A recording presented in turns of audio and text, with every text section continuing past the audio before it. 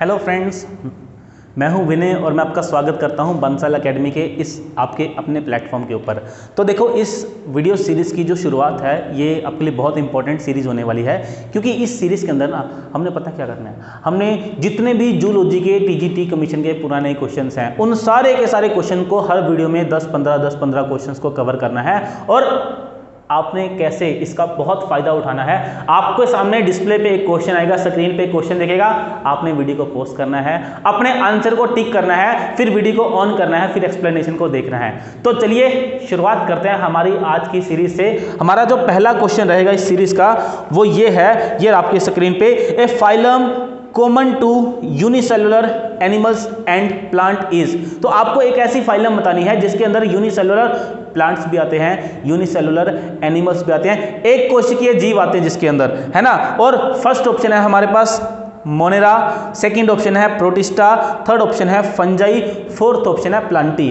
देखो टेक्निकली बात करें तो टेक्निकली यहाँ पे जो पूछा फाइलम के बारे में, लेकिन एक्चुअली में टेक्निकली यहाँ पे किंगडम आएगा, यहाँ पे क्या आएगा, किंगडम आएगा। तो बेटा ये क्वेश्चन पूछा कहाँ से गया है, ये पूछा गया है विटेकर 5 किंगडम क्लासिफिकेशन से, और ये बहुत इंपॉर्टेंट क्लासिफिकेशन सिस्टम है। यहाँ से क्वेश्चन हमेशा पूछा जाता है किसी ना किसी तरीके से। देखो विटेकर 5 किंगडम जो क्लासिफिकेशन है इसके अंदर हमारे सामने 5 किंगडम थे। किंगडम मोनेरा है, किंगडम प्रोटिस्टा है, किंगडम फंजाई है, किंगडम एनिमिलिया है, किंगडम प्लांटी है ना। और बेटा सिर्फ इसके अंदर एक ऐसा किंगडम है जिसको हम बोलते हैं किंगडम प्रोटिस्टा। क्या बोलते हैं, किंगडम प्रोटिस्टा। इसके अंदर हमें यूनिसेलुलर ऑर्गेनिज्म देखने को मिलते हैं, लेकिन ये यूकैरियोटिक होते हैं, है ना। और यूनिसेलुलर, इसके अंदर में यूनिसेलुलर प्लांट भी देखने को मिलेंगे, यूनिसेलुलर एनिमल भी देखने को मिलेंगे, यूनिसेलुलर फंजाई भी देखने को मिलेगी, है ना। इट मीन्स हमारा यहाँ पे राइट आंसर, जो सही आंसर है वो क्या है, ऑप्शन बी प्रोटिस्टा। तो बेटा अगर आपने आंसर प्रोटिस्टा किया ना तो बहुत बढ़िया बात है, अपने आप को एक चॉकलेट गिफ्ट करना घर पे जाके, ठीक है। चलिए बेटा नेक्स्ट क्वेश्चन की बात करते हैं। हमारे सामने ये रहा स्क्रीन पे, टर्बुलेरियंस आर फ्री लिविंग। बेटा टर्बुलेरियन आर फ्री लिविंग, भाई एनिमल किंगडम के अंदर इसको मैंने बहुत अच्छे तरीके से पढ़ाया था आप लोगों को। देखो बात की गई है टर्बुलेरियंस की। अब ये क्या है फ्री लिविंग, देखो बेटा एक्चुअली में टर्बुलेरिया एक क्लास है, ये क्या है, एक क्लास है, किसके अंदर आती है, फाइलम प्लेटीहेल्मिन्थेस के अंदर। टर्बुलेरिया क्लास, टर्बुलेरिया, है ना। तो ये बेटा क्लास है, ये क्या है, फ्री लिविंग क्या है बेटा, मैं आंसर मैं खुद ही बोल चुका हूं, है ना, प्लेटीहेल्मिन्थेस के अंदर आती है। तो बेटा ये ऑप्शन ए आता है ट्रिमेटोडा, ऑप्शन बी आता है फ्लैटवर्म, ऑप्शन सी आता है सिस्टोडा, ऑप्शन डी आता है निमेटोड।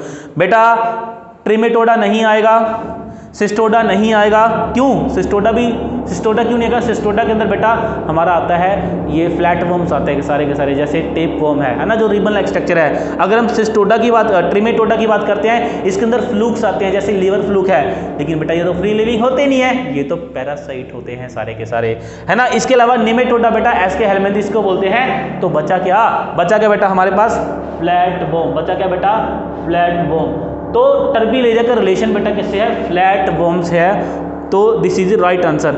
नेक्स्ट क्वेश्चन बेटा हमारे सामने क्या है, ए पॉइजनस लिजर्ड इज।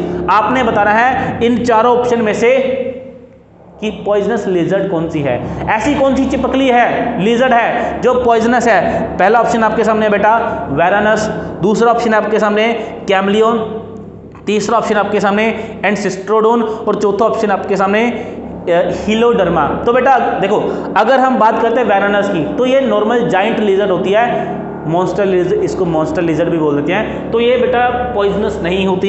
इसके अलावा कैमलियन की बात करते हैं बेटा, जिसको हम गिरगिट भी बोल देते हैं, तो ये भी बेटा टॉक्सिक नहीं होती, ये भी पॉइजनस नहीं होती। तीसरा बेटा एंसिस्ट्रोडोन, बेटा ये पॉइजनस होते हैं, ये वेनमस होते हैं, क्योंकि ये सारी की सारी स्नेक्स की फैमिली है, वाइपर जो स्नेक्स है ना वो इसके अंदर आते हैं। लेकिन बेटा क्वेश्चन में हमसे स्नेक नहीं पूछा, क्वेश्चन में हमसे क्या पूछा है, लिजर्ड के बारे में पूछा है। और बेटा ऑप्शन डी है, that is Heloderma, this is right answer. ये जो हेलोडर्मा बेटा ये ऐसी एक तरह से ऐसे ग्रुप ऑफ ऑर्गेनिज्म है, ग्रुप ऑफ लिजर्ड्स है बेटा, जो कैसे होते हैं, जो सारे के सारे पॉइजनस होते हैं, वेनमस होते हैं, ठीक है बेटा, बहुत बढ़िया। नेक्स्ट क्वेश्चन की बात करते हैं। नेक्स्ट क्वेश्चन है gill cover is absent in.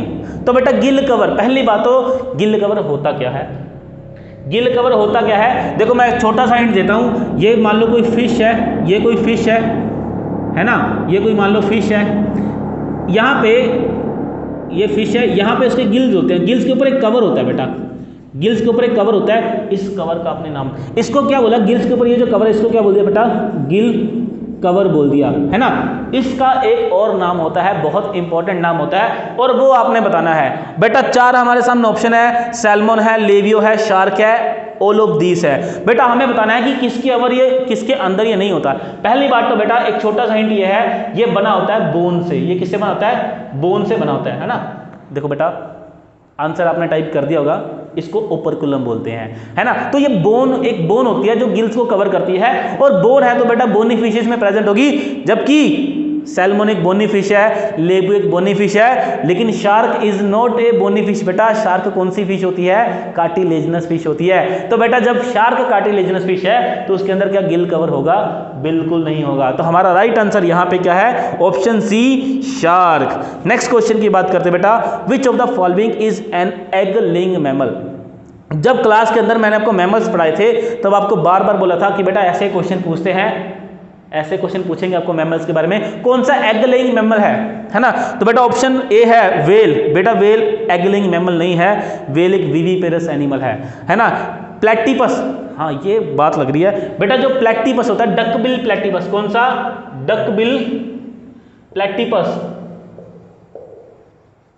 ये बेटा एक ऐसा मैमल है जो एग को ले करता है। ये एग लेइंग मैमल के अंदर आता है, ये भी आता है। इसके अलावा एक एंट ईटर होता है, वो भी आता है। और आप लोगों ने कमेंट बॉक्स में मुझे ये बताना है कि डकबिल प्लैटिपस और एंट ईटर जो है वो मैमेलिया क्लास के कौन से ऑर्डर में आते हैं, कौन से ऑर्डर में आते हैं। क्या पता आपका ये दिया, यहाँ पे दिया हुआ आंसर आपको पेपर में भी देने को मिल जाए, बहुत ही इंपॉर्टेंट क्वेश्चन है ये भी, ठीक है। पेंगुइन की बात करें बेटा, पेंगुइन पहली बात तो मैमल्स होते नहीं है, बर्ड होते हैं। कैंगरू की बात करें बेटा, कैंगरू भी जो है वो एग नहीं ले करते, वो भी बच्चों को जन्म देते हैं, डायरेक्ट विविपेरस होते हैं। नेक्स्ट क्वेश्चन है बेटा हमारे सामने, हीमोसील इज फाउंड इन। भाई हीमोसील पूछा, हीमोसील किसके अंदर पाया जाएगा, है ना। तो क्लास में कितने प्यारे तरीके से किया था कि हीमोसील मतलब जो इनवर्टिब्रेट्स होते हैं उनका जो सीलोम होता है उसके अंदर ब्लड होता है ना, और इस ब्लड का कोई पिगमेंट नहीं होता, है ना।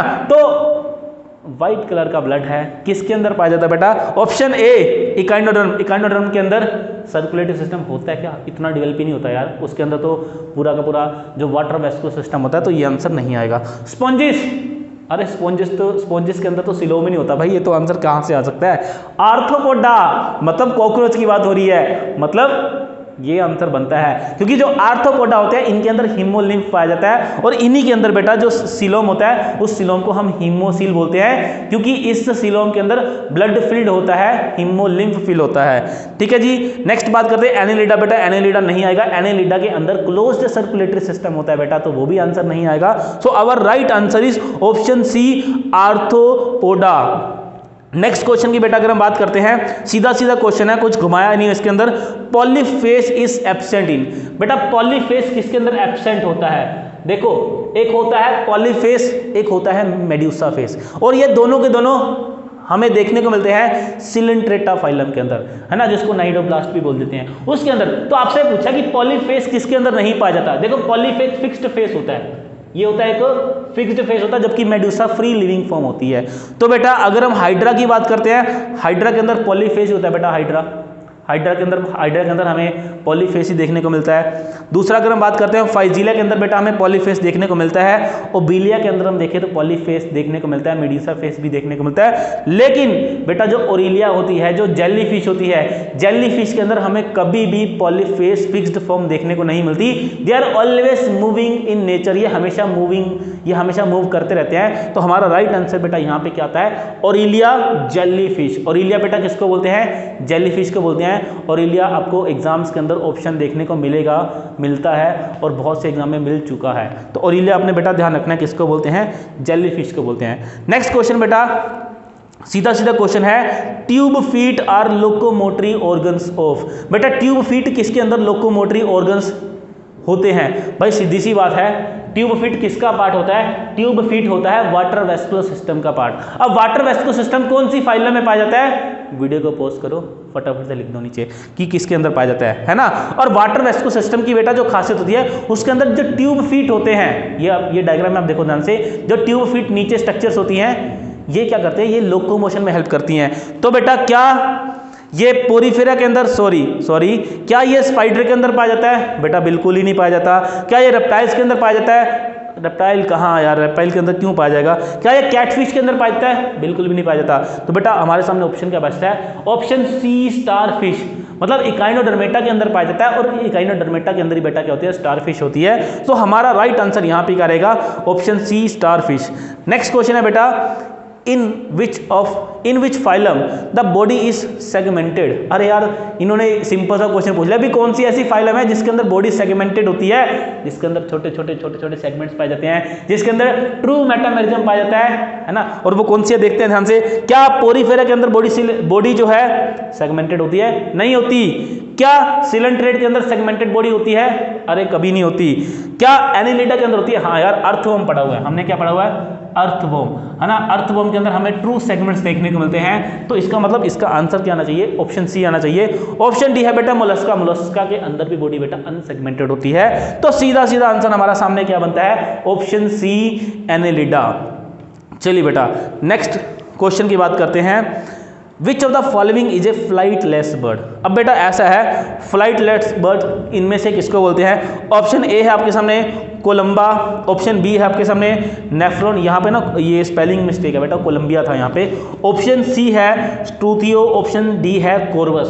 तो आपने बताना है इसमें से कौन सा ऐसा बर्ड है जो फ्लाइटलेस बर्ड है। तो देखो बेटा अगर कोलंबिया की बात करते हैं तो ये पिजन होता है, तो ये फ्लाइट करता है, बिल्कुल ये तो नहीं आंसर आएगा। अगर हम बात करते हैं नियोफ्रॉन की बात करते हैं बेटा, तो ये ना जो वल्चर्स होते हैं ना, वल्चर ईगल होते हैं, जो वल्चर्स होते हैं, ये उनकी फैमिली होती है, ये उनकी जीनस का नाम है नियोफ्रॉन्स। तो बेटा ये भी उड़ सकते हैं, तो ये भी फ्लाइटलेस में नहीं आएंगे। उसके बाद बेटा ऑप्शन डी आता है कोर्वस। बेटा जो हमारे घर में नॉर्मल जो क्रो होता है, जो हाउस क्रो होता है, इसको कोर्वस स्प्लेंडोन बोलते हैं। उसका नाम क्या है? कोर्वस स्प्लेंडोन है बेटा, वो भी फ्लाई कर सकता है। ऑप्शन जो सी है बेटा स्ट्रूथियो, बेटा स्ट्रूथियो जीनस है, बिल्कुल सही है। ये ऑस्ट्रिच की स्पीशीज, ये जो जीनस है ना, ऑस्ट्रिच की जीनस का नाम है स्ट्रूथियो। ठीक है, तो बेटा हमारा यहाँ पे राइट आंसर क्या है? ऑस्ट्रिच। इसके अलावा बेटा और कौन कौन से ऐसे बर्ड्स हैं जो फ्लाई नहीं कर सकते, आपने उनको भी कमेंट बॉक्स के अंदर लिख देना है। नेक्स्ट क्वेश्चन की बेटा बात करते हैं। हमारा जो नेक्स्ट क्वेश्चन है बहुत सिंपल सा क्वेश्चन है, animals giving birth to young ones. बहुत इजी क्वेश्चन है और बहुत ऐसा क्वेश्चन है जो हमें नंबर भी दिलवाएगा, और ऐसा क्वेश्चन है बेटा जो जिसने इस क्वेश्चन को अच्छे से नहीं देखा उसके नंबर भी कटेंगे यहाँ से। ठीक है, क्या क्वेश्चन है कि कौन सा एनिमल ऐसा है जो बर्थ देता है यंग वंस को? सॉरी, पहला ऑप्शन है ओविपेरस। बेटा ओविपेरस तो वो एनिमल्स होते हैं जो एग ले करते हैं। दूसरा है ओवो विविपेरस, तीसरा है विविपेरस। बेटा विविपेरस वो एनिमल्स होते हैं जो डायरेक्ट यंग वंस को बर्थ देते हैं। चौथा ऑप्शन है बी एंड सी। देखो ध्यान से ऑप्शन बी को देखो, ओवो विविपेरस, इनके अंदर क्या होता है? इनके अंदर एग रिलीज होगा, वो फीमेल की जो जेनिटल ट्रैक होता है उसी के अंदर एग रिलीज होगा, उसी के अंदर फर्टिलाइजेशन होगी, उसी के अंदर डेवलप होगा, और फीमेल की बॉडी से फिर ऐसा लगता है जैसे यंग वन का डायरेक्ट बर्थ हो रहा है। तो बेटा ओवोविविपेरस भी यहाँ पे सही आंसर है, विविपेरस भी यहाँ पे सही आंसर है। तो हमारा राइट आंसर बेटा यहाँ पे क्या हो जाएगा? Option D is the right answer. ठीक है बेटा, अगर किसी को किसी तरह की कोई क्वेरी है बेटा तो आप अपनी क्वेरी को कमेंट बॉक्स में लिख सकते हैं। हमारी जो क्लासेस है बेटा वो लाइव लगातार चलती हैं हर रोज।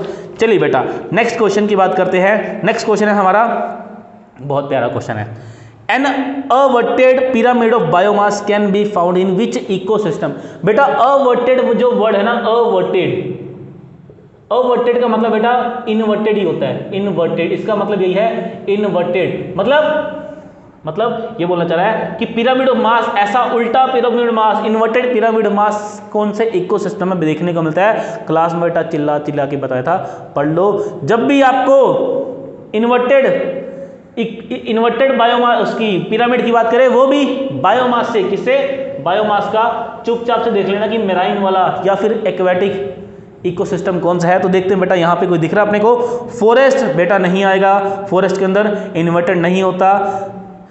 अपराइट होता है, ग्रासलैंड बेटा अपराइट होता है, टुंड्रा अपराइट होता है बेटा। ऑप्शन बी क्या है? Marine ecosystem. मतलब ओशन की बात कर लो, मतलब आप सी की बात करो, उसके अंदर हमेशा और हमेशा आपको क्या देखने को मिलेगा? इन्वर्टेड जो पिरामिड देखने को मिलता है। क्यों?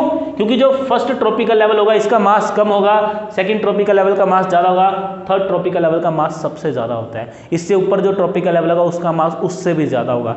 ठीक है बेटा, चलिए नेक्स्ट क्वेश्चन की बात करते हैं। इकोटोन इज, बहुत सिंपल सी बात है भाई। इकोटोन क्या होता है? ऐसा बेटा, ये देखो ध्यान से, ये कोई एक इकोसिस्टम, उसके अंदर कोई कम्युनिटी रहती है, ये कोई दूसरा इकोसिस्टम है, उसके अंदर कोई कम्युनिटी रहती है।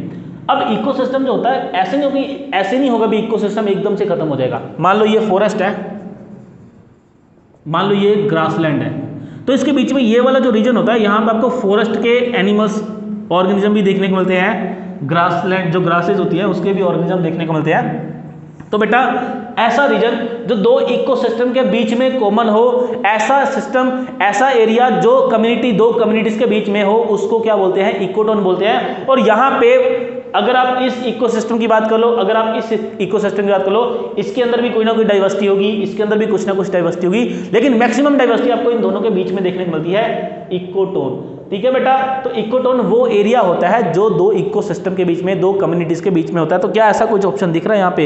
ए पोल्यूटेड एरिया बेटा नहीं आएगा, option B bottom of a lake नहीं आएगा बेटा, option C a transition zone between two communities बेटा बिल्कुल सही आंसर है, option C is the right answer बेटा।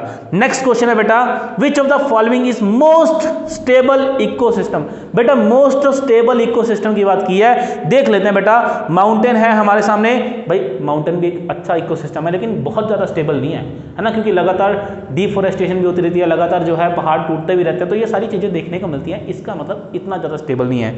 बात करते हैं बेटा फॉरेस्ट की। यार फॉरेस्ट भी एक स्टेबल इकोसिस्टम है, लेकिन कभी आग लग जाए तो, है ना, फॉरेस्ट फायर हो जाए तो स्टेबल तो है, लेकिन इतना ज़्यादा स्टेबल भी नहीं है।